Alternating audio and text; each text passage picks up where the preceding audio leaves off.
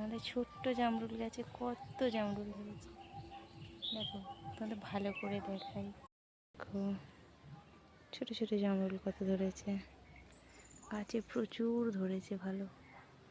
দেখো প্রচুর জামরুল ধরেছে, দেখতে পাচ্ছ একদম রন্ধে রন্ধে ধরেছে, কিন্তু আমরা একটাও খেতে পাই না গো। সব পাখিতে আর পোকাতে খায়।